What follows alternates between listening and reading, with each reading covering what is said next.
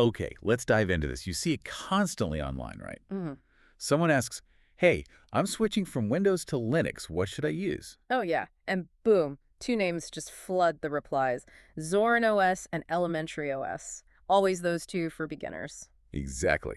So today, we really need to figure out for that person leaving Windows, which free version is actually, better. Which one should you really spend your time on? It is fascinating, though, how the whole money thing immediately makes it complicated, even though Are they fundamentally, built on the same thing? yeah, both are based on Ubuntu LTS. Yeah. That's the long-term support version. So, like, the foundation is solid and stable for both. But that seems to be where the shared path ends. Yeah. Because you've got Zorin, right? They offer Core for free. Okay, sounds good. Mm-hmm. But then, bam, they hit you with a $48 Pro version, and then there's Elementary. Which does the pay-what-you-want model, so technically $0. Technically. Yeah. Though, let's be honest, they kind of nudge you pretty hard to chip in something. There's definitely a bit of a guilt trip factor there. Yeah, for sure. And their whole design philosophy, it just splits right there. Zorin is all about familiarity. Like, their absolute mission is to be a soft landing for Windows refugees. That appearance tool they have is pretty neat for that, I gotta say. It's fantastic. It lets you switch layouts to mimic different Windows versions. You can even get that centered Windows 11 taskbar look if you want. It's all about comfort. Which is like the total opposite of Elementary. Elementary just wants to be beautiful, full stop. Aesthetic perfection, yeah. Yeah. They built their own desktop environment, Pantheon.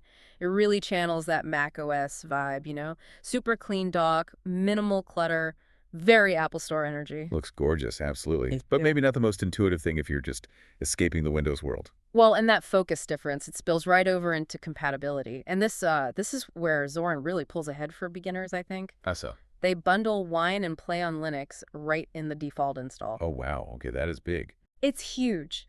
Because trying to install Wine manually when you're new to Linux, it feels like trying to assemble IKEA furniture in the dark. Zorin just includes that Windows app compatibility layer automatically. Which is a massive contrast to Elementary, then. Because you'd think if they're focused on polish, they'd make basic stuff easier, not harder. You would think. But they actually made a decision that kind of baffles me for a beginner distro. They took out Ubuntu's standard driver installer. They removed it. Seriously. And that can be a huge problem right out of the gate. It completely undermines the beginner-friendly label, in my opinion. So, like, basic hardware might just not work. Exactly. Touchpads, Wi-Fi cards, sometimes even keyboard layouts.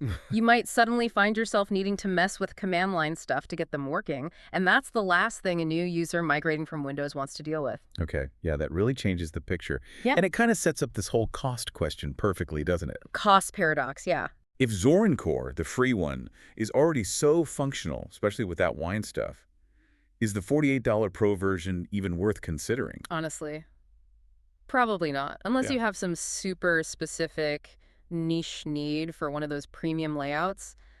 But even those... You could probably replicate them yourself in Core with a bit of tweaking, right? Absolutely. And the other big selling point for Pro is supposed to be email tech support.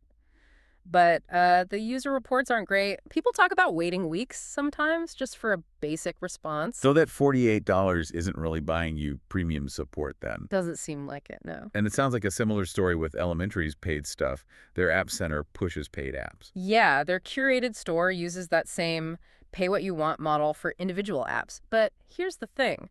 Most of those apps have perfectly good, totally free alternatives available in the standard Ubuntu software libraries that Elementary could just let you access easily.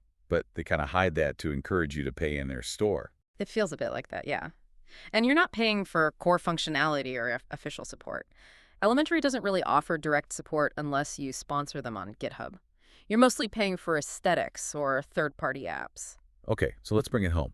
If you, the listener, are coming directly from Windows and you need things to just work, you need compatibility, a familiar feel. Then Zorin Core just runs away with it. It kind of destroys Elementary in that scenario, largely thanks to having Wine ready to go, plus LibreOffice pre-installed. It's just more practical out of the box. But if your absolute #1 goal is pure visual design, that sleek, premium macOS feel, Then, okay, Elementary wins on looks. No contest there. It's beautiful. but for overall functionality, the pre-installed tools, the better hardware support right away, the verdict seems pretty clear. Yeah, I think so. Download Zorin OS Core. It's free. Skip the Pro version. Save yourself the $48. That really feels like the most sensible path for a Windows migrant.